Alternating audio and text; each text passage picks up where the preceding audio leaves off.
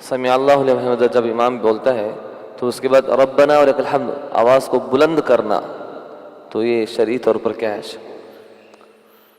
بہت زیادہ بلند کرتے ہوئے ربنا ولک الحمد حمدا کثیرا طیبا مبارکا بولنا۔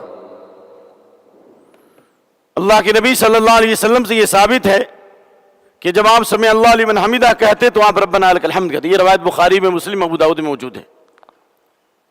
جس طرح آپ صلی اللہ علیہ وسلم کے سمیع اللہ لمن حمدہ کو صحابہ سنتے تھے، ربنا لک الحمد کو بھی سنتے تھے۔ تو اس سے معلوم یہ ہوا کہ اللہ کے نبی صلی اللہ علیہ وسلم سے سمیع اللہ لمن حمدہ ربنا لک الحمد کہنا ثابت ہے، لیکن کیا آواز سے کہا جائے گا یا آہستہ؟ اس سلسلے میں دو حدیث میں پیش کر رہا ہوں، درخواست سے سنیے۔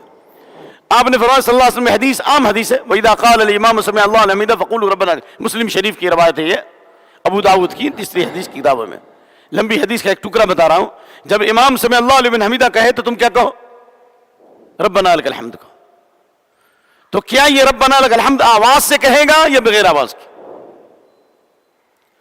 انصاف کی بات یہ ہے کہ امام جو بھی انتقال فرماتا ہے ایک حالت سے دوسری حالت میں، رکوع و سجود کی جو تکبیرات ہیں امام آواز سے کہتا ہے، لیکن مقتدی آہستہ کہتے ہیں۔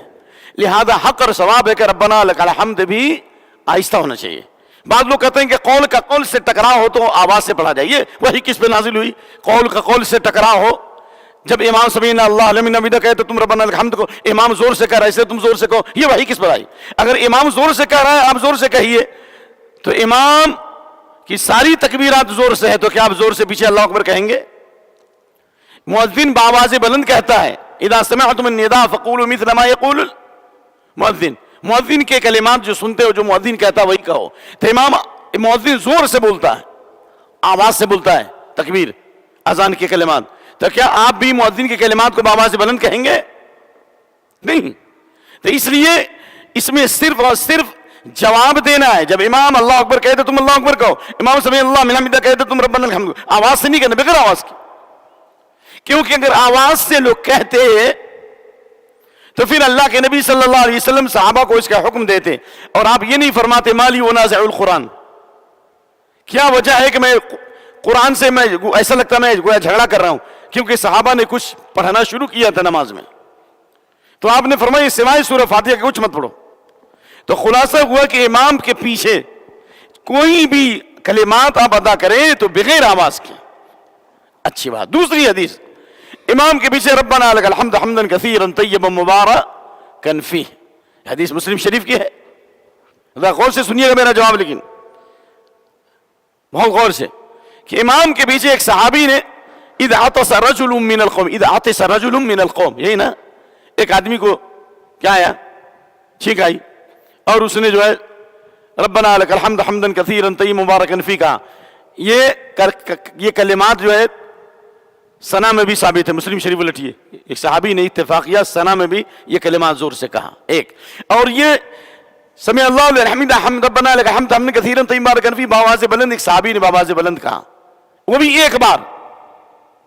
تو سلام پھیرنے کے بعد آپ نے فرمایا کس نے ایسا کہا ہے؟ رأیت ثلاثا وثلاثین ملکا، ثلاثا وثلاثین ملکا، میں نے 33 فرشتے کو دیکھا، یبتدرونہا ایہم یکتب او کما قال، میں نے دیکھا کہ 33 فرشتوں کو سبقت کرتے ہوئے کہ ان کلمات کو لکھے۔ تو یہ صحابی نے زور سے کہا تھا، دوسرے صحابہ نے بھی سنا، اور آپ نے اس بات کی فضیلت بیان کی، اس کا مطلب صحابی نے زور سے کہا، لہذا ہم کو بھی زور سے کہنا چاہیے۔ یہ جواب ہے ان لوگوں کا۔ اور اس سلسلے میں علامہ بدیع الدین راشدی، بہت بڑے محدث، بہت بڑے امام، بہت حدیث کے عالم، وہ اسی بات کے قائل ہیں کہ سمیع اللہ لمن حمدہ ربنا لک الحمد حمدا کثیرا طیبا مبارکا بھی زور سے کہا جائے، یہی سب روایتوں کی وجہ سے۔